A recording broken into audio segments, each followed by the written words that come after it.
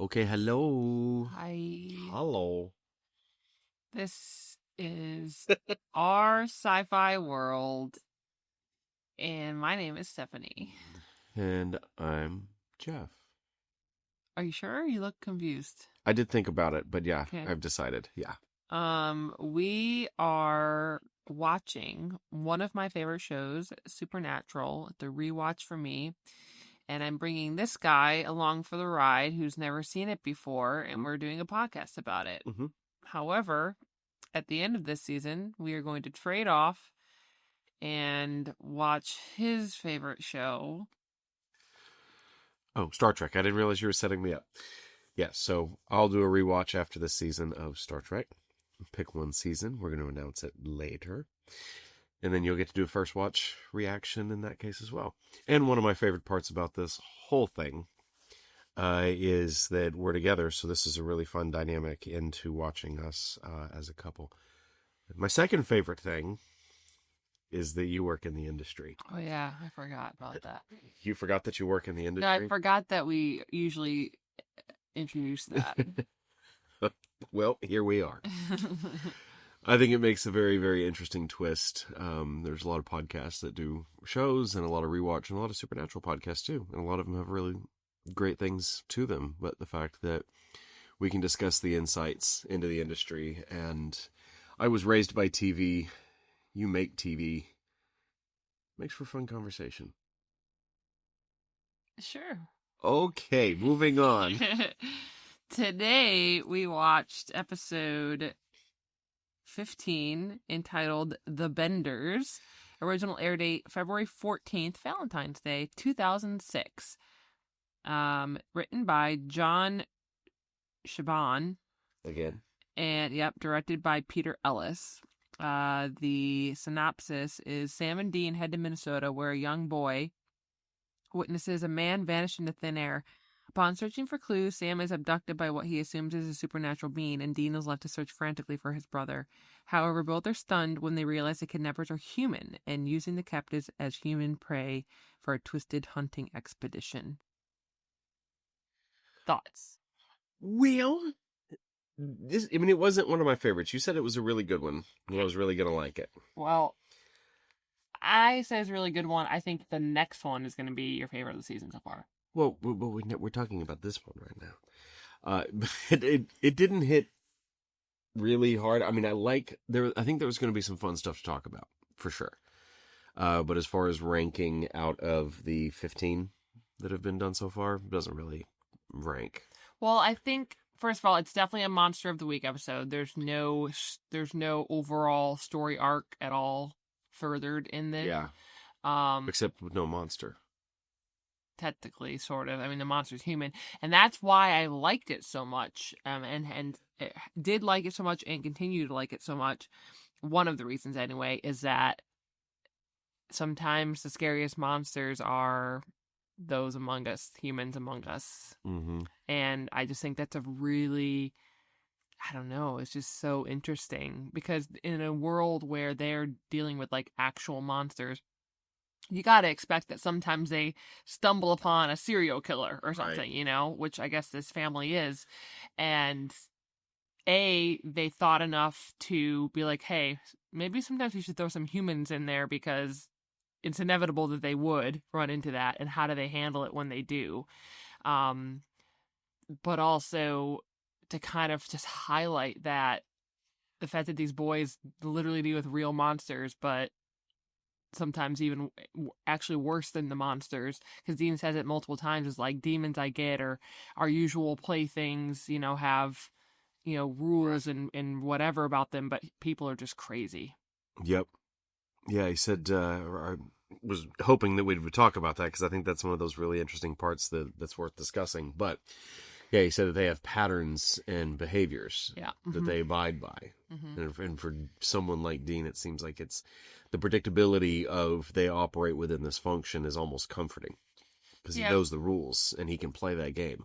Yeah. And then I also think there's too, of like, if you're this monster, that's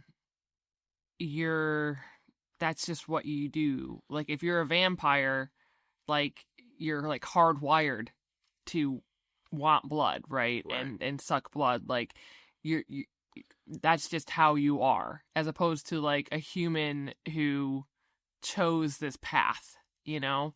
I just think it's a super, I don't know. And I also love true crime. So that definitely helps too, because like this essentially is a true crime story in a lot of ways. Put together. And also you get a lot of hashtag protective Dean in this one. And I've always been a fan of hashtag protective Dean. And I also really liked the cop, the woman.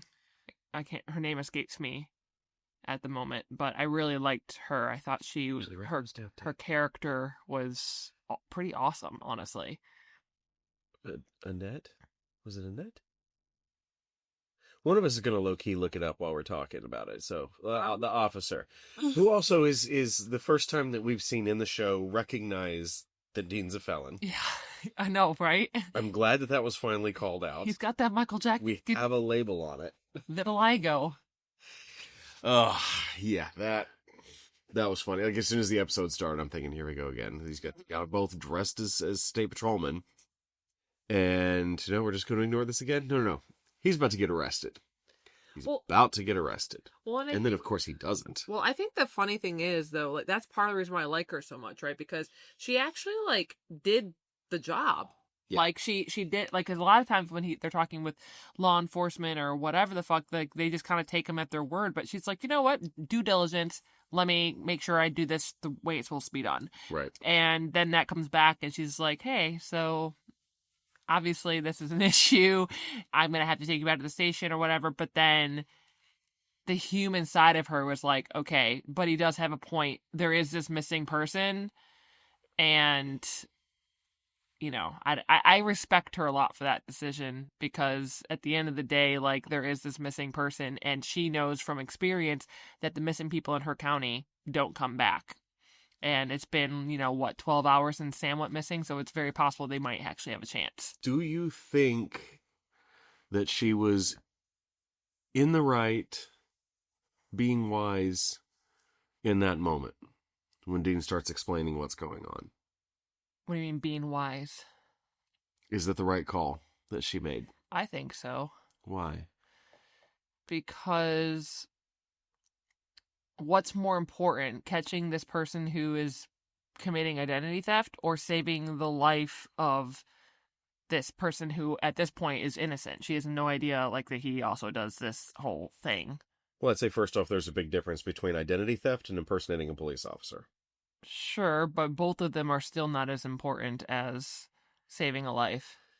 I get that. The one thing that I was having trouble with, though, is she caught him lying through his teeth, and then he immediately starts giving her another story.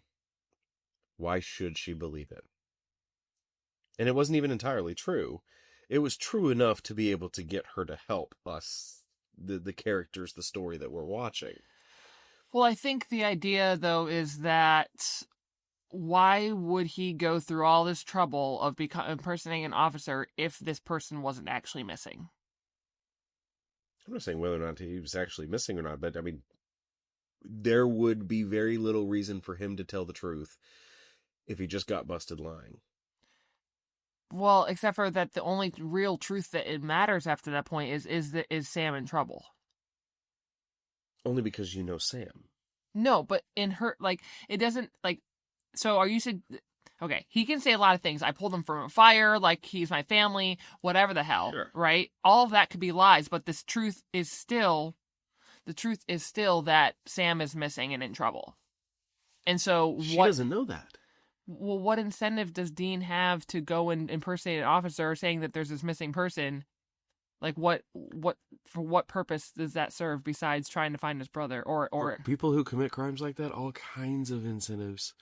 The thrill of the chase, the thrill of getting away with something, the sense of having power and not getting caught, faking out and taking advantage of the cops and manipulating police. So many people have incentives like that. There's a lot of reasons why someone might do something like this. I don't know, man. I think that at the end of the day, I would be inclined to believe him. It's like, look, yeah, he might have lied about this, but don't give me that look. He might have lied about this, but what better reason to lie than your family member's in trouble and you're trying to save them? what better reason to lie? Not going to jail. But For some people, that's their end all be all. But he didn't have to go to her in the first place. No, but if you play the game and then you lose the game, and that's the part that I'm saying, you got plenty of people who have plenty of reasons to try to take the police on a ride, and they get caught. The incentive becomes at that point, don't go to jail. I don't know. I still, especially if you got somebody who's willing to lie. I don't know. They're going to lie again. I still think that more signs point towards there is actually still a missing person than there isn't. That he just made this whole thing up and is just going for a thrill ride of trying to deceive the cops. Well, I love the fact that you're optimistic about humans and can feel that way. It's not just about being optimistic about humans, though. It's about, like, the actual... If it looks like a duck, it quacks like a duck, it's probably a duck. Like, the most reasonable explanation most of the time is correct. Does it mean it's the only one? No, but maybe when most signs point to a thing, and also what's the risk, right? Fine, you lied about this whole thing, and now Sam dies because you lied. You're still taking the assumption that Sam's actually missing in the first place. Yes, but that's me. That's what I mean. If she assumes that he's not missing, that it's all a lie, then she's taking that risk that Sam actually doesn't exist. Right. I mean, at the end of the day, she did make the right call. At the end of the day, she made the call that was good for the show, it was good for the episode, and in this situation, it's saved a life. It very, very likely saved a life. Except for poor Mr. Jenkins. But, saved one after the fact. Yeah, well, Jenkins doesn't listen to Sam. And he was calling him Sammy, despite Sammy telling him not to. Did he keep doing it? Yeah. When he was walking on there, he was like, bye, Sammy. Oh, I missed that part. I totally missed that part, but I did find that to be very interesting.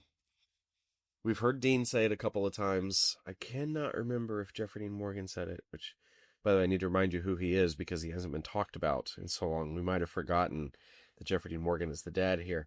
But yeah, I don't remember if Sammy was used. I think it was. Yeah, I think when he answered the phone or something, he said Sammy. That's what I was wondering too. But maybe we could get fact checked on that. Well, I mean, that name,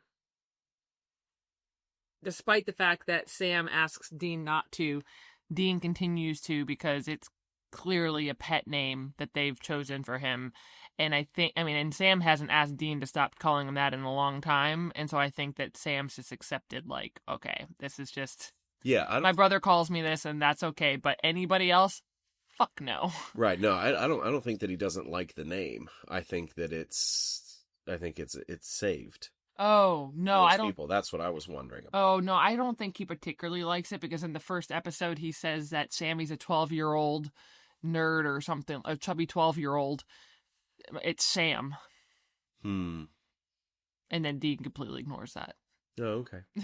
Well, that makes more sense. Yeah, but I did like that was tied in to the character. It really gave us a lot about the character, about Mr. Jenkins. Yeah. Really, really quickly. Just met this guy, started giving him a nickname. That kind of says a little bit about him, not for better or for worse. But then he asks him not to, and then he comes back in and does it again. We learned a lot about him in that situation. Yeah, I think that Mr. Jenkins was... Yeah, he's... Not that he deserved to die by any means, but... He deserved to be murdered in the woods by a couple of rednecks. No, but like when Sam was pulling on that thing and the bracket came down, he's like, what is it? He's like, it's a bracket. It's like, oh, thank God, we're saved. The bracket's like... Yeah. Like, the thing is, though, he is in a desperate situation, so it's hard to judge somebody how they respond. That being said... He was fine enough to just ignore Sam's request about Sammy. Like, how hard is it to call someone Sam? But yeah, they went the extra mile to make sure that Mr. Jenkins was a douchebag. A little bit, yeah. They had to be sure. I mean, hell, I'll take the bracket. The bracket ended up saving his life at the end, by the way. Sidebar. But it's one of those every little bit counts. You take everything that you can get in that situation. Yeah, poor Mr. Jenkins, though. Yeah. Feel bad for that kid. Wait, the kid that saw it? The kid from the opening scene that saw him disappear, who's watching this monster movie, now he's going to believe every monster movie he ever watches. Well, it's funny because I don't know that I clocked it when I first watched it, but the noise that's happening outside the kid's window, as an adult, I'm like, that's obviously a car. And maybe as a teenager, I didn't clock it as a car necessarily.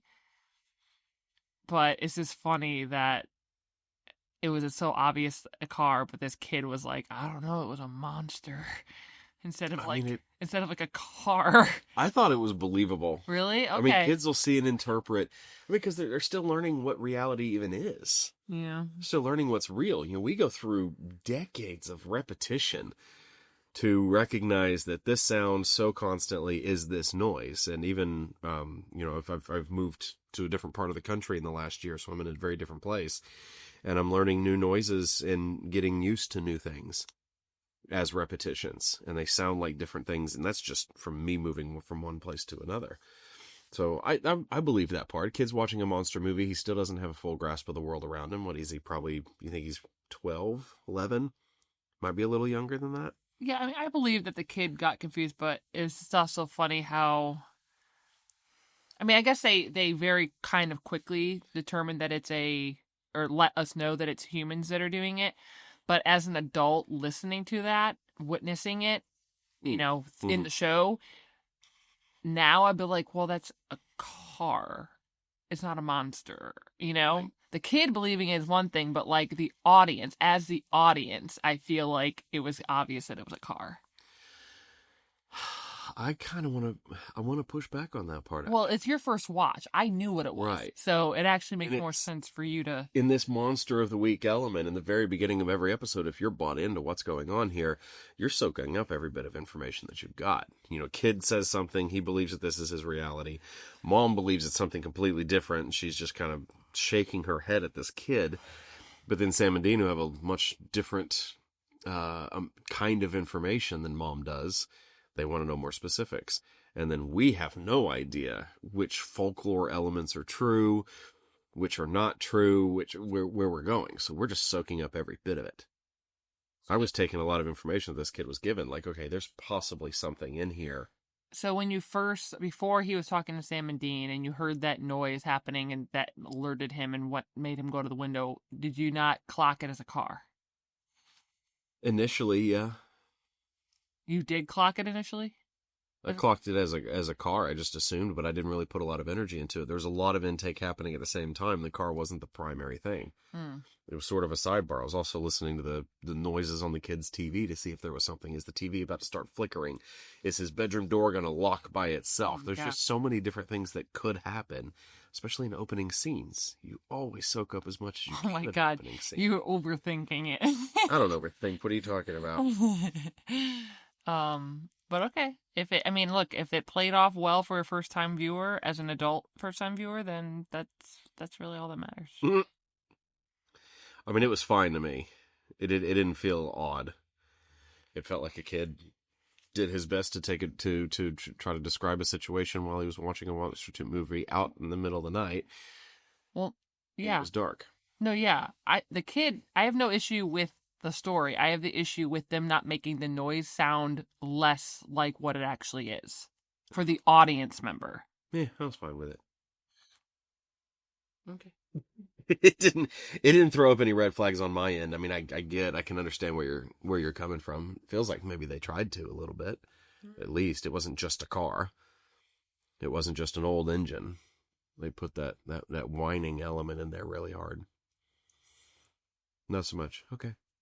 We can move on. How about additionally the excellent info dump at the police station. First off, Sam's birthday is May 2nd. Dean is January 24th. I like that. I like they actually just kind of drop that in. Mm-hmm. Also, let's talk about the fact that Dean is dead. Oh, yeah. Convenient. Well, no, yeah. We saw it happen. We saw Dean die. He didn't go to his own funeral. He was standing next to the shapeshifter who looked like him. They kept that? Yeah. Oh. They find, in as far as anybody else knows, they find dead Dean Winchester in What's-Her-Face's apartment or house, whatever. Unwanted for murder. And then Dean's at the end of it says, I'm sad I'm going to miss it. What? How many opportunities do you have to get to go to your own funeral? Wonder what it's going to be like when that comes to light. That he's not. Because, I mean, somebody's going to run a print or an eye scan, a blood test. One of these days, one of his real IDs is actually going to be seen instead of one of the fake ones. Like something's going to happen. Yeah, just keep watching. I feel like they brought it back around for a reason. You just have to keep watching. Okay, well then, what are your impressions here? Well, Dean's not 6'4". They had him have the same height as his brother. His brother is obviously taller. I don't understand why they did that. Because it's like front there and center. They obviously wrote these bios and they had to get them checked because they had to, like, you know, go through the showrunner to make sure that the birthday and everything, like, you can't just write whatever the hell you want. It has to be approved. And so the fact that they wrote 6'4" obviously means that it was intentional. They didn't just be like, oh, Jensen's 6'4" or whatever. No, like, Jensen is probably like 6'1", 6'2". Jared is 6'4", 6'5", I think. And so they put them both at the same height when they're so very obviously not the same height. I just want to know why. In the windows, side by side on the screen, it was very easy to see the side by side comparison. They were the same height if you look at the screen. They aren't the same height. I'm agreeing with you. Oh, okay, I thought you said they were. No, I'm piggybacking height. off of what you're saying. Like, they had it wasn't like they mentioned early in the episode that one of them is 6'4", and then later in the episode they said the other one is 6'4". They had them on the same screen in the shot, side by side at 6'4". Yeah, exactly. Yes. I don't. I mean, the only thing I can think is, like, maybe Jensen was like, look, he makes me look short, even though I'm not short, so I want to be 6'4" too. I don't know. What other reason could there possibly be? I need to know. So you said this stuff has to go, anything that gets, like, written down or any character stuff has to go through the showrunner? I mean, usually something like that would, because it could have implications of later on. Like, they can't just make up a birthday because maybe in the showrunner's, like, 5-year plan, that character's birthday is going to be right something, you know? Like, you can't just make shit up. It has to get approved. It doesn't necessarily have to be the showrunner, but it's got to be at least a writer in there somewhere. That's interesting. Trek got in trouble for that a couple of times. Just trying to... They just did it on the fly because it wasn't important. It was a tiny show at the time, and then later it ended up coming back to bite them because they didn't have near that kind of process or system in order to make sure that stuff was solid. This is also 2006, so maybe it wasn't as... They didn't care as much. I don't know. But I know that on the shows that I've worked on, those documents, like, even if someone's just opening up a letter and reading it, but, like, they don't focus on the letter, like, they don't sit there and, like, let the audience read it too, but they, like, maybe catch a glimpse of it, the art department asks, okay, are the writers going to write something up for us so that we can write the letter? Like, they don't just write it. They ask the writer's room to come up with something for them. And that's how it should be done. Mm-hmm. So they'll just submit up a request and be like, hey, we need a bio. Yeah. We need bios on Sam and Dean. Yeah. Maybe it was the showrunner. Eric Kripke. We need to get him on. Maybe he thought he was being funny. I don't know. He slid it in as an intentional Easter egg. Yeah, I don't know. Maybe there's someone's had to talk about this on the internet. Oh, surely. It's the first time I've noticed it, but well, I'm sure there's others that have. If only we had somebody who did research. You mean our executive producer? Well, what else? I mean, you haven't seen this episode in a very long time. This was the first time I've seen something that wasn't Monster of the Week. It was Monster of the Week, but with no monster. And I respect that they diverted into another realm, because I think that could have been it could have been a really valid conversation of these guys running around looking for ghosts. And a lot of times folklore comes from not having an explanation for something mysterious. So a serial killer could, in this case, a serial killing family, could lead way into some folklore. If we can't find people who did it, then maybe it's not people, maybe it's something else. But then as they're hunting, as the Winchesters are hunting down these spirits, they're eventually going to run into humans. Mm-hmm. They're going to run into certain situations where it's just people. Mm-hmm. I liked the idea. Yeah. I liked the thought. And I was really hoping at first, because I was stuck in that monster mindset. I was thinking at first that when you had the two brothers out there laughing, why were they laughing so much? Because they're having fun. Yeah, I don't know, man. It felt it felt weird. But Well, it is it weird. should be a little uncomfortable. Yeah, okay. But at that point, I thought that they were still kind of serving, like the Scarecrow. A few Oh, episodes oh, back. okay. That was the impression that I was getting at first, is that they were providing, they were getting the Got it. sacrifice, whatever. That's fair. But then that was not the case. It was just hillbilly, People crazy. homicidal hunters. Which, by the way, Trek fans, this is totally... We were thinking the same thing on this one, right? It's the Hirogen. So... I mean, I don't even know... How do you want me to even respond to something that I have no idea what the hell you're talking about? No, it's just the way, like, when you look at me when I'm talking, you're always, over these many episodes, you're engaged. You're listening to me, and this is one of my favorite parts of our time, is because we're looking into each other's eyes. Oh my God, that's weird. But no, it's not. Yes, it is. No, if we weren't together, then it would be weird. But then if I start talking Trek, I can look up at you at a particular moment and your eyes have just glossed over. You've rebooted. You've gone ahead and taken advantage to reboot while I'm finishing whatever the hell I have to say. You're like, okay, let's move on. But we'll get there. I will bring it back. Once we'll get to this place, and I'll bring it back. Like, do you remember the Benders? Speaking of moving on. Case in point. Yes, dear. So upon a rewatch, now that I work in the industry, holy crap, rain and mud. This poor episode, it must have just been like a rainy week or something on this episode, because I guarantee you they did not want it to be like that. Like, all of that horrible, horrible mud, like, that is such a nightmare to deal with. Like, equipment and people and trudging mud all over the place and just, ugh, and the rain. Oh, God. I feel so bad for this episode of people. Like, unpack that a little more. Unpack what makes it so difficult, because I can sit and think about it for a minute and think, okay, everybody's wearing some kind of makeup. This is going to mess that up. Hair, clothes. I didn't think about equipment, but probably would have thought about all that electrical equipment out. The noise of the rain coming down, maybe. It's not so much, I mean, it does make it harder to shoot, like continuity with hair, makeup, and all that. That, sure, yes, all those things are true. But I'm just thinking, in general, as a crew member, having to deal with that mud. Outside of the actual making of the show, but, like, having to trounce around in that mud all day long, in the rain, you're cold, everything's wet, the equipment, like, they had to get that equipment in there somehow. They usually roll it on carts, and if you're rolling it on carts, then it's going to get stuck in that mud, or because you can't roll it on carts because of all the mud, now you have to hand carry all of it. It's just, and then the set dressing is going to have to deal with the fact that people are trouncing mud everywhere and creating new imprints that shouldn't be there outside of the house, because, not on purpose, but, like, people got to do their jobs, and it's just, oh God, it's just another added layer of, like, you're already working 12, however many hours a day, and now you're doing it outside all day long in the rain, and probably it's not very warm.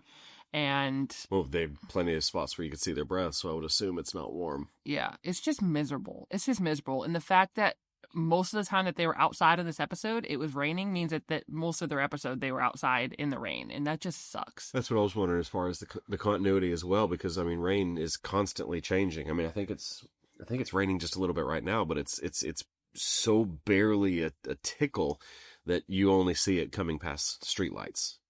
But if it cranked up, like if we'd been out there shooting something right now, you'd see these minor little sprinkles. What if the rain picked up? Yeah, I mean... So the variables have to make it additionally as hard. Yeah, you're right. I'm just being empathetic towards the crew's plight more than I am the logistics of figuring out how to shoot it. Well, and you also brought this up recently when we did Faith as well, because they were outside and it was mud. I don't think they actually got that much rain. We didn't see that much rain in that episode, right. But there was a whole lot of mud around. So the assumption was... Yeah. Okay. Yeah. So, poor everybody. Yes, poor everybody.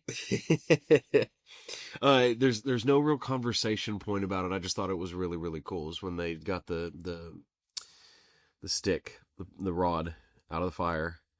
Dean got touched. This was his torture. It's a visual effect.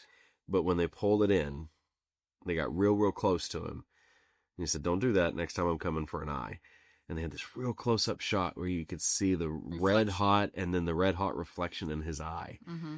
And he just stared at it. I thought that was so cool. I'm sure that was calculated. I'm sure it was planned. It was just a very powerful shot. I mean, if they could have not had his reflection in it and just seen this thing right next to his face, that would have been a very clear message. But to see him staring at it and to see the reflection in his eye, there's almost like a mirror self-reflection element to that, which I thought it was really neat. We don't have to talk about it. I just thought it looked really cool. Yeah. It was a nice little effect. Mm-hmm. Okay, and next, I did have one very, very, very important question. Why the hell are they called benders? What is the point? I don't know. I was actually thinking about that. I was actually thinking about that last week when you were trying to do your prediction on the benders. I was just like, well, what does that even mean? Like, I know what the episode's about, and I still don't understand why it's called the benders. Yep. Maybe their last name is Bender, and no one mentioned. Yeah, they didn't tell us. Whoopsie. I've tried to think of it. Everything, the roads were straight. Their staffs with the knives on them. There was nothing that was bendy in an element like this is our thing. I mean, the only thing I can think is like when you go on a bender, but still, that's like... There was no drinking in this one except for Sam and Dean beginning in the bar. But I think maybe like they're... Again, this is really... I'm making this up, but maybe it's like their bender is not alcohol, but this people hunting thing. But it's still like the benders. Like that's a reach, Eve. Yeah, it is. Yeah. It's still a reach. I don't know. And it's still the. Yeah. Why? Which, by the way, the Google totally lied about this. I had benders written in over and over. The word "the" is very crucial. Why is Are you Googling? it called the benders? Yeah. I feel like I want to go with ChatGPT just to see what he says. Benders. Super. I think it's going to be an episode description. Hang tight with us while we Google live with Stephanie. It says, the benders alludes to the historical benders in several ways. That helps. Oh, no, yeah, their last name is Bender. Oh, good. And it sounds like maybe that there was an actual, named after the real life Bloody Benders, a family of thrill killers in Kansas in the 1870s who killed over a dozen people. Wow. So yeah, this one's actually based on a true story. It's last name, and they're alluding to the Bloody Benders. There you go. See, that just took a whole interesting twist. Because I was thinking about the dad, and he was like, "Yeah, we only do this once or twice a year because we just stay under the radar." And two within a week of each other. Those one or two are within a week of each other, because that makes perfect sense. I'm guessing that they keep them for a while. Like, they may keep them around for a few weeks or a few months. Well, not in this case. They didn't. In this case, they went, hunting and actually abducted 2 people in, 24 hours? I don't know if it was 24 hours. Call it even a week. Very quick. Call it even a week. Even a week. I'm like, wait a second. You're not trying to be suspicious? 1 or 2 a year, and the 2 that you do are within a week of each other? 2 abductions, very, very close. Can still throw up a red flag. No, I do get that. But I was thinking, like, these looks like they have systems in place. It looks like they have plans to keep people around, not just 2 or 3 days before they release them, but maybe they keep them around for a while. Because this whole scenario that they build of we open the cage by accident, air quotes by accident, and then as they're trying to escape is when we actually go hunt them. Yeah. Yeah, that's their whole thing. Yeah. Like, quote unquote, they're able to escape.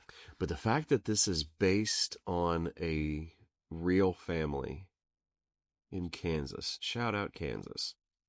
I mean, you know what? Like, obviously, super messed up and super crazy. But if you put yourself in their kind of mindset, it makes sense, right? Like, if they're all about this thrill of the hunt thing, then it probably stands to reason that the human hunt would be the most exciting, the most exhilarating, the most challenging, and all of that. So, like, I get what they're saying in the terms of, like, logically, it makes sense. Now, should you ever fucking do it? No. But if you're thinking it in a pure logic sense, then yes, that probably would be the most exciting hunt. Yep. If you throw morals and all that out the window. Well, and it sounds a little bit more like, what was that movie called? Hostel. Eli Roth did a movie called Hostel, and it was more about torture. I mean, it's a horror flick, 100%. But it was more about having the ability to exercise your impulses. If you ever felt like cutting on somebody or doing whatever, just all these evil thoughts that run through your head, they create this world where you get to do it. So they capture people. And some of them just straight up want to hunt. They want to hunt people. So it makes sense in a demented kind of way. Yeah.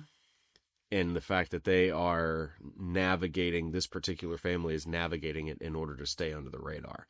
They recognize they're indulging something. They're recognizing that it's wrong. Mm-hmm. And they're not trying to just feed an addiction. They're not out of control with it. It doesn't grow and become a problem. Yeah. Maybe it did. Maybe Sam's abduction was an accident. Maybe the sons came out and grabbed him, and then they got back, and Dad was like, no, we don't do this. We need to wait a while. What the hell are you doing? Or maybe Sam... No, because they really did go at, like, they had that shot of Sam's feet. So they were trying to get Sam. I was going to say maybe Sam caught them doing something, and so then they cook him. But no, he was targeted. This gets a whole nother layer that it's based on reality. But it does also, I mean, the dad did say that he was upset for Jared and Lane? I don't know what the other dude's name was. I couldn't understand him. He was like, Lane! I was like, is it Lane? Is it Leif? Is it what? But the other one's Jared. So Jared, brothers Bender, they do seem to have kind of gone off of the trail a little bit in terms of Dad set up this system and they just kind of gotten careless and have gotten cocky, maybe. Right. It's like, oh, well, we've been doing it this long and we can just keep doing it because nobody's catching us anyway. And yeah, he had a very, very pragmatic approach to this thing that they were trying to do. Yeah. So I think that maybe the brothers just got a little or a lot greedy and hubris. Perhaps. Yeah. Yeah, that's the perfect word for it. Yeah, it makes me wonder, but we didn't have the time again to potentially dig into it and unpack it a little bit more, but I'd be really curious to know more about the actual family. And to see what kind of elements, because I would assume that as they wrote this episode that they knew about this story. Yeah. Oh, yeah. So there's probably a lot of things that we didn't realize that they were doing. For sure. That were tributes, in essence. Yeah. Bloody Benders. We'll have to follow up on that one. We'll have to read the Wikipedia article on them. We'll have to do a true crime episode on it. Let Stephanie play out that fantasy. Hey. I meant the true crime podcast part, not the serial killer part. Thank you for clarifying. Oh, I hope I'm the audience. It's hopeful thinking. I mean, if you decide to go on a serial killing spree, I'm the first one to go. Why? It's always the lover. Yeah, but then I'll get caught right away. I'm not going to become a serial killer if I kill you first. You're a smart girl, man. I don't know. You can probably throw them off for a while. We all know that I'm a terrible liar and terrible at hiding things. We have discussed this. So it would not be a long streak. So yeah, maybe I do just start with you. Well, now I feel like you should believe in yourself more. No. So Dean, in true Dean form, keeping cool under pressure, like, eat me. Wait, you might actually, like, and just all those, like, kind of one-liners, these little zings that he makes at them until he realizes that his brother actually might just about to be killed, and then he, like, turns into panic mode. Yep. And starts threatening them and the entire family. I will kill you all. You hear me? I will kill you all. Yeah. Protective panic. Yeah. Etc. Yeah. Yeah. And then and the tears. Cop killing the dad. Yeah. Knowing as soon as she's like, hey, go get Dean. Yeah. He's like, no. He said, go get Dean. Yeah. Like, oh shit. And you didn't know this, but when she asked, I just want to know why I mouthed with him, because it's fun. Which is interesting because as soon as she asked that question, I was thinking the worst thing he could say right now is that he murdered her brother because it was fun. And then as soon as he said that, I was like, yep, he did. He did. There's no way. It wasn't even like because it's fun. It was like because it's fun. Yeah, like he knew this was going to happen anyway, so might as well dig in the knife deeper before he can. Before he can't. The one lasting thing that he could do at that point is to hurt her more because he's obviously not giving two shits about who he hurts along the way. Yeah, and that's crazy too because he's all like, "You come from my family." He told Dean, "You come from my family." I was like, "You literally stole his brother. Yep. You literally kidnapped and are probably going to kill his brother, and he came for your family." And then he said the same thing to her. Yeah. And then her response is basically, I'm here because you killed my brother. Yes. There was a severe disconnect. Yes. There. That actually I would love to talk about because everybody has experience with disconnect. I had some experience with people in my life, and there was somebody in my past, and it was just this baffling moment that I was like, wait a minute, okay, you're getting upset because this thing happened to you. But also at the same time, you legitimately did the exact same thing. How? And it was like the wires just didn't reach. You tied one rope to one light post and one rope to another light post, and you're trying to tie the ropes in the middle, and you're 6 inches short. But you're getting mad that the ropes aren't connecting. It's like, how is this not connecting for you? And I've had a few moments in my life, too, where I realized, like, okay, I can relate to how I've made somebody feel by something that I've done because I can relate to somebody having done something similar to me. So I can feel what I felt when somebody hurt me, when somebody did something to me, and then when I found out that I did something similar to somebody else, I feel that pain that I've caused somebody else. He was not feeling it at all. It wasn't so much, it seems from his perspective, family doesn't matter. My family matters. Is the only, to hell with your family. My family is what matters. Mm-hmm. Well, and it's not even just that, like, he hurt their family and they hurt his family. It's, we are coming for your family because your family hurt my family first. Yeah. Like, it's not that, like, they're two separate incidences in which we're hurting each other's family. Right. Just so happens. It's, you killed my brother and now you're having to pay for it, and you're like, you're coming from my family, I'm gonna bleed you, bitch. I'm like, wait a second, you literally killed my brother. Yeah, and I see the really, really great, this is one of the things I love about Sherlock Holmes, is that the villains in Sherlock Holmes, they're real people. And this was either a different era or something, but they recognized that they were the bad guys. And when they got caught, some of them, obviously not all of them, sometimes when people get caught doing the thing, like they realize that they gambled and they accept that they lost. Mm-hmm. You know, like I would have almost respected the dad, wouldn't have, but almost would have respected him if you're like, hey, I'm here because you killed my brother 3 years ago. And he's like, well, you got me. Yep. We'd had to do the hunt. This may have happened at one point. You came from my family, so if I get a chance, I'm going to bleed you, bitch. But I get why you're here. I understand. And I'm ready to pay my penance. Well, and I think it did not register to him. I feel like, though, in a lot of ways, it's great that they didn't write that in where he's like, exactly what you said, that he's like that, because A, it highlights further how far off the reservation that these people are, that they're not in touch with reality, and B, it also is it's more evidence to the fact that most people out there do not see themselves as the villain or as bad or as anything in any sort of way. They see themselves as a good person, despite how objectively horrible they might be. They still feel like as though they're a good person. And a lot of villains see themselves as a victim and not as the villain. And so I think it's kind of apropos that this family is like, you're coming for me? How dare you come for me? Why would you do this to me? You know, like you deserve to pay because you're coming for me right now, despite the fact that I'm the reason you're coming for me right now. Yeah. You know? Well, and dad Dad's whole description about how we've been able to fly this under the radar because we've never had cops coming after us, and there's literally a cop in his garage in a cage. And a good way to make sure no more cops come is to kill that cop. Yeah, that was fascinating. But the dad element, I'm loving the fact that this is tied into something real. I really want to go. Yeah. I want to go look at some more. And again, I wish we'd had more time. I wish there was more time for them to dig in to the dad element, because that disconnect right there, that could have been interesting to play into. You're glad that they didn't. I wish they had.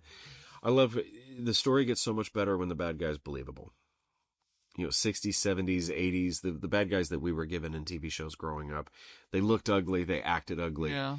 They were just on a completely different moral compass. There was no relatability to them. Mm-hmm. They might as well have been animals. They might as well have been aliens. But the bad guys that we get fed now, they're believable. Well, and even though, like, obviously these people are, like, so far off the reservation, and most people can't relate to this whole, like... Literally and figuratively.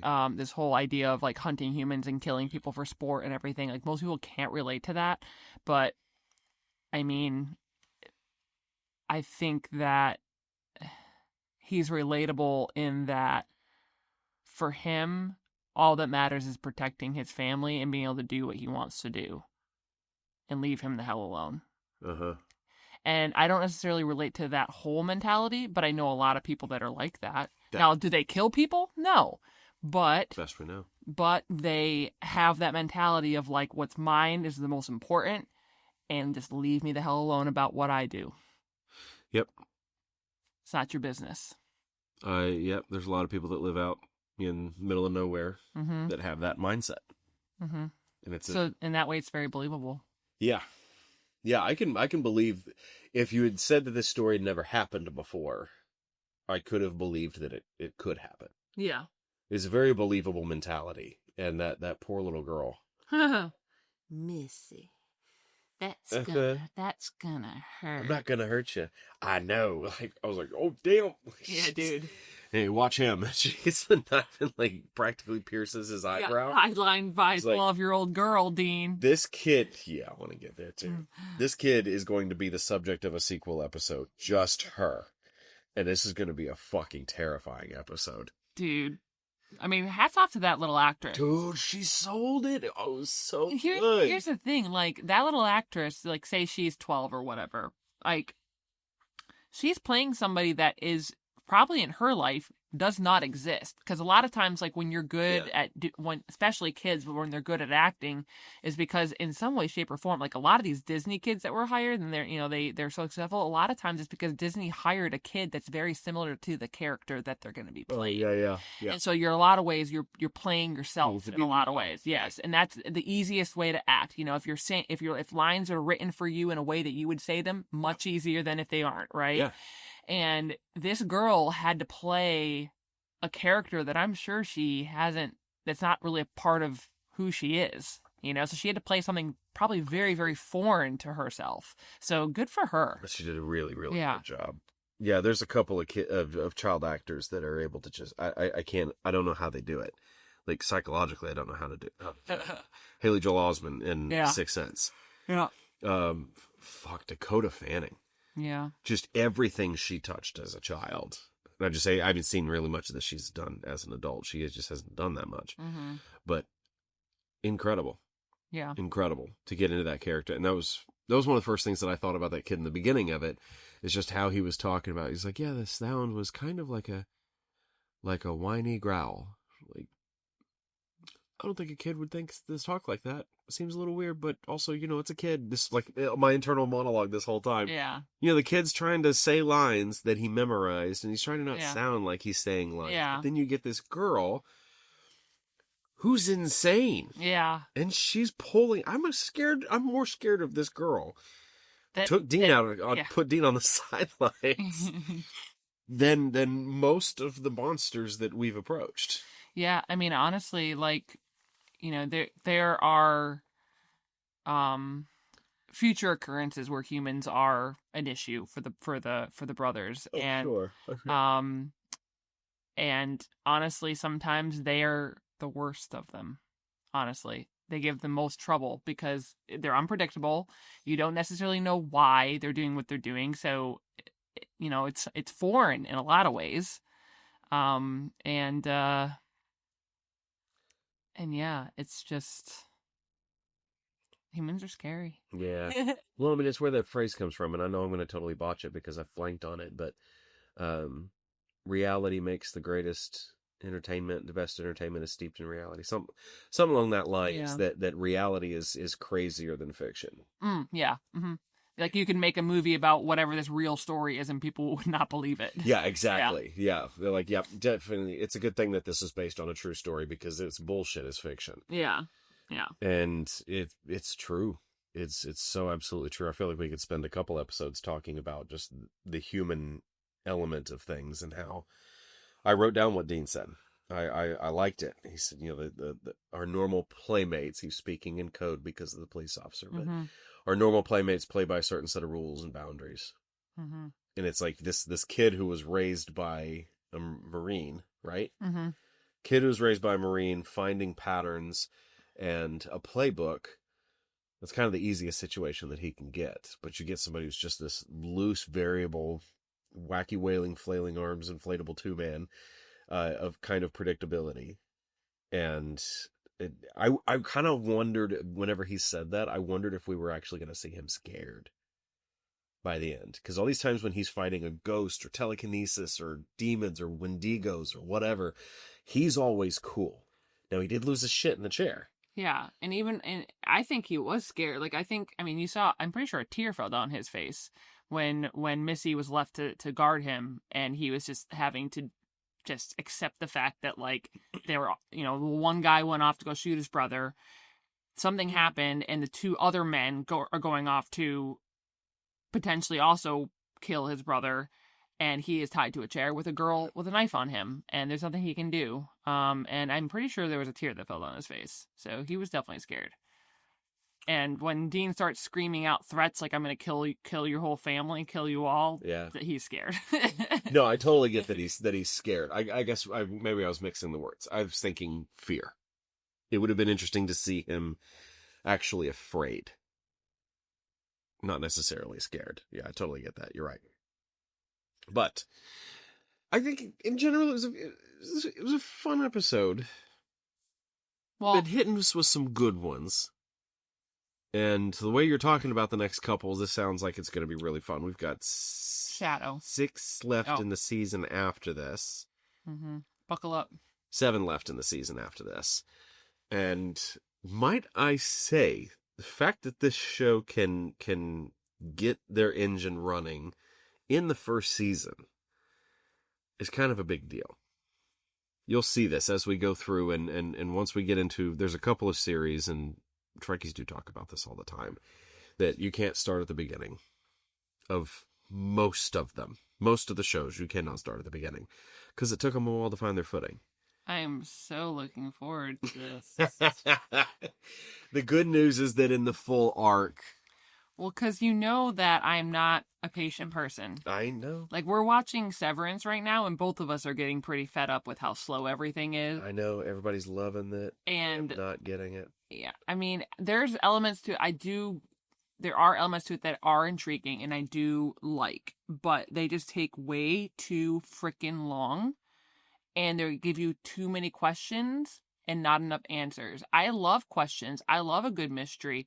But when all you're getting is questions, then you're just like, wait a second, what? I'm confused now. Because I feel like I should know something by now, and I don't. So. Well, they are doing that in this show a bit, too. They're not going to... what was her name? Emma? Meg, thank you. You knew exactly where I was going with that. They are dropping these little questions in. Like, we know that we're not finished with Meg. Obviously, we're not finished with Meg. So they're giving us these questions, and we're trusting. There's a relationship being built here between all of us and Eric. Is that he's going to give us a payoff with Meg and getting to know Meg. And there's a lot of these little things, like giving us the Dean... when he was taken over by the shapeshifter, and he said a couple of things, and we're like, oh shit, they're going to need to talk about that. That's opening up a can. They're going to have to talk about it. So we're taking that leap of faith that we're going to get delivery on that. You know, you ever want to piss off a Star Wars fan? There's a lot of things that don't get resolved, or they do get resolved out of a sense of force. Not the force, but sense of force.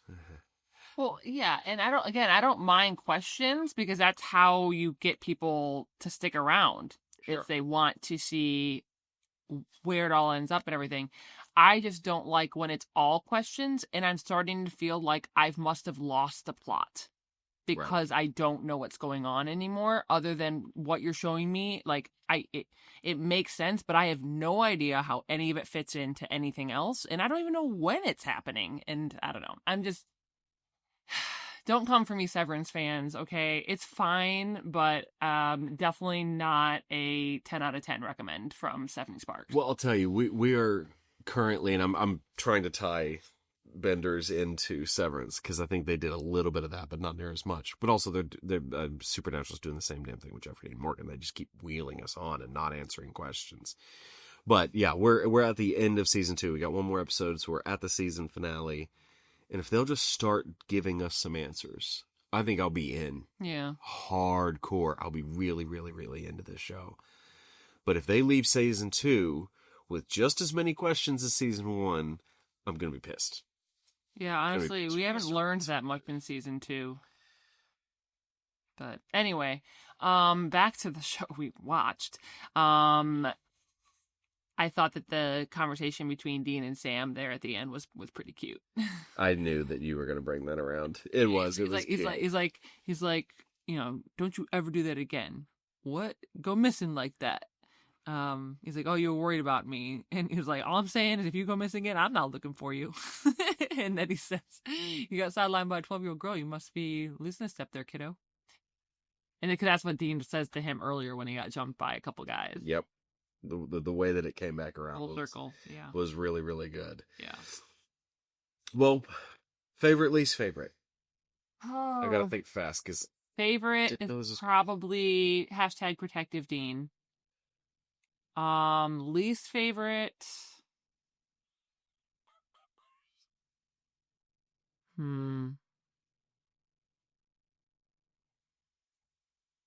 That's hard.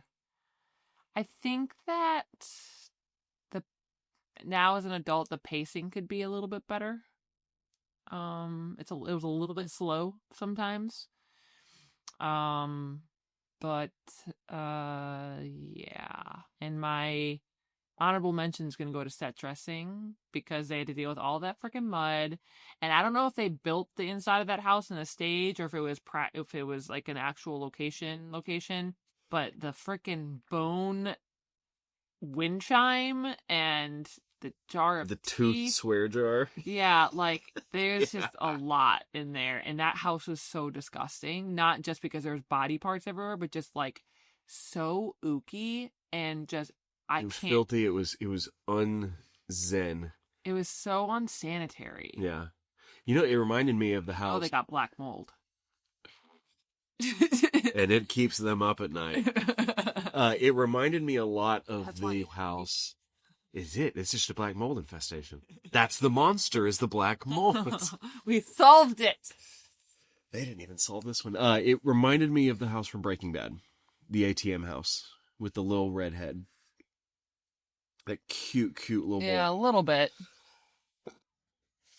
It reminded me a lot of it. It was just absolutely trashed, absolutely junky. It was filthy.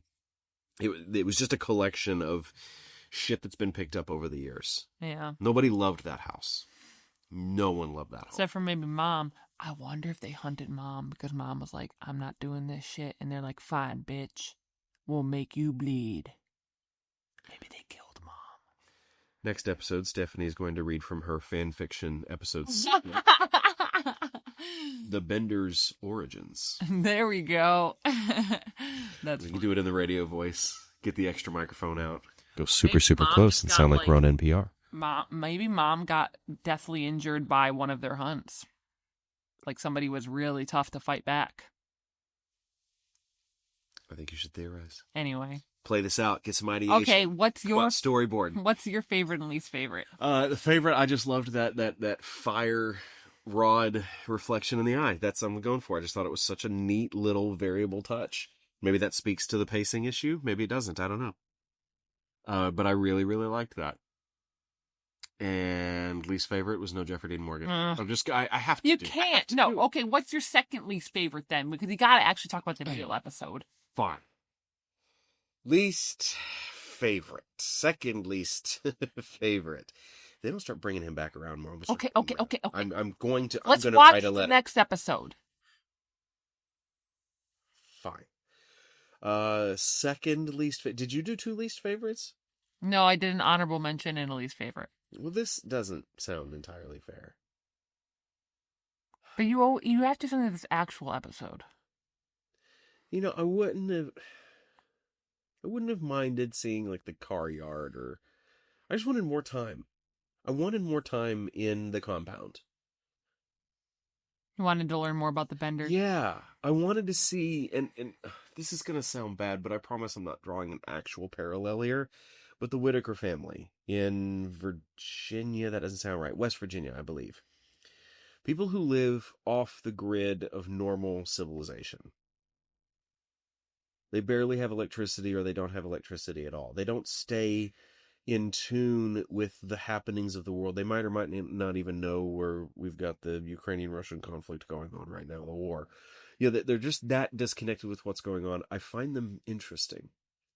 How these little tiny communities, like a sub-village, how they develop their own culture. For better or for worse. And I would have liked to have seen a little bit more of that. Yeah, because it's obvious that like they understand that general society doesn't accept what they're doing as okay. That's why the law. But I think for them, they're more like, just because society thinks it's wrong doesn't mean it's actually wrong. That's just society coming up with its own rules. Right. And unfortunately, this is where we live, and so we have to be careful. But I don't think they actually think they're doing something wrong. They think that they're doing something anti what society thinks is wrong. Exactly. Like, they just think that they're going against society, not that they actually are doing something wrong. The first time we had a human monster, I think it would have made it better if we could have got more layers of that monster. But I mean, this is going to be the same for every episode. Every monster that we get is going to feel the same way. So there's going to be there's my second on request. Okay. All right. Rift. Well, what's your prediction for the next episode? Oh, that's right. We've got Gatto. Mm-hmm. I think there's going to be a piece of folklore that is going to come around that if you're at like a sleepover or something and you make shadow puppets, then they can come to life. Imagine a pterodactyl flying around your room, attacking you. I can't tell if you're being serious or not. Well, I've got to think of something. I can't just be like, yeah, shadows are coming to life. I don't know. Okay. So I've got to at least get something interesting. Okay. And apparently because my brother hangs on every word of these prediction corners, then I've got to make it interesting. Yeah. I have no idea. The only one indicator, which by the way, let's put in a reference point here. Oh, we just passed an hour. Let's put in a reference point here. I have no information on this show and have kept it. As soon as I knew that we were going to do something like this one day, I've got a couple of snippets on the DVD menu for this disc. I've seen some dude with a mutated, like, gashy face. And then there are a couple of references that I have no idea what they mean. You do know about a couple characters. Like, your brother's favorite character is Castiel, and you know that character exists. Yep, but in all truth, no idea anything beyond that. I know that there's a Castiel coming one day. I don't know when. And you know that there's angels and demons at some point. Yeah, I know, because the spoilers that we've already talked about. That there were angels and demons. I know that there are plenty of actors that they played across Trek as well. So I know that there's going to be some similarity. But as far as the actual story, I have no idea where we're going. I can't wait until you get to meet Sterling K. Brown in this series. Yeah, that I'm looking forward to, because shout out Randall. Dude, Sterling K. love Brown. That man. Sterling K. Brown is a national treasure. I'm going on record right now. He's an unrealized. He's unrealized national treasure, and he also does not age. He looks the same now as he did in Supernatural 20 years ago. I'm telling you, that man is gifted from the god. Yep, it's amazing. And that laugh, though. Oh, I know, right? It's so innocent. I love it. So anybody who was a Sterling K. Brown fan from This Is Us, shout out. These aren't sponsors yet. They have been recording a podcast, That Was Us. It's wonderful. If you loved the show and you want a deeper dive into the show, it's everything that I wish that Friends would have ever done. I wish the cast would have gotten back together and talked about that'd be cool. The character stories and the actual shooting. But this has been Mandy Moore, Chris Sullivan, and Sterling K. Brown, who were Toby, Rebecca, and Randall. Got them all first time. Just sitting down and going through, doing rewatches on the episodes that they made. So it's wonderful. The only reason I'm bringing it up, it's outstanding. And if you liked This Is Us, Sterling K. Brown has a new show called Paradise. And that's also very, very good. It's on Hulu. So if you want a new show and you liked This Is Us, and honestly, like, even if you like Supernatural, I would recommend it. It's not really a supernatural show like monsters and stuff like that. But, yeah, I just recommend it. It's really good. It's really good. Would it be good for us to do an episode? Because there's been something I've been thinking about as far as like, how do we do this? And the one thing I don't want to do is to put us in this framework where every single episode is one show of. One episode. Yeah. Of. Yeah, exactly. And there's different ways that we could do that, because I think we're going to come across some episodes, especially as we go deeper into these shows, that it's just going to be impossible to talk about everything that was done in that episode with either the character dynamics or the story development or an arc or a plot twist or whatever. It's going to be impossible to do it in the rough hour that we have. Like the pilot was an hour and a half on our episode.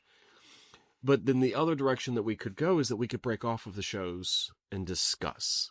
We can discuss other elements. Like before we start doing Star Trek, I'd like to do an episode where we don't actually start watching Trek yet. We talk about it. We talk about your impressions. We talk about what you think. And after we finish the first season of Supernatural, hoping there's going to be some kind of a big finish there, a cliffhanger, a plot device, something. But I'd like to spend some time talking about season 1 and not go immediately from 122 to the first Star Trek episode, which we will reveal. We've only got 7 episodes left to do it, so we will talk about that. That's fair. But doing like these branch offs. Sure. It's kind of a chat with you, but kind of a chat with everybody else as well. Everybody else. Yeah. And what do we want? How do we want to do this? I think it can be a discussion. I mean, I don't want to go too far off because naturally, you don't want to, people come to have expectations, and so you don't want to go too crazy. But yeah, of course. But yeah, it can be a discussion. But if we get a really great conversation opened up that comes sporadically off of one of the shows that we're watching, is it cool to do a 2-parter digging into that idea? I also think, too, that if we ever get guests on here, that would be a great opportunity to have a 2-parter. Like, kind of maybe the first part is the guests kind of talking about their experience with the show or whatever, and then from there doing an actual, like, okay, let's all get into the episode now. Which, by the way, did you call Eric yet? You didn't call. I texted him, but he said he would get right back to me, and that was like a week ago. He didn't answer. You didn't talk to him yet? Okay. Cool. This is times like now that I'm glad this is a podcast and not video. You think you're funny. I'm hilarious. All right. Well, just as you remember, the driver picks the music. Oh, and Shotgun shuts his K-Cole. You're the shotgun. No. Can't. Won't. Bye. Okay, bye.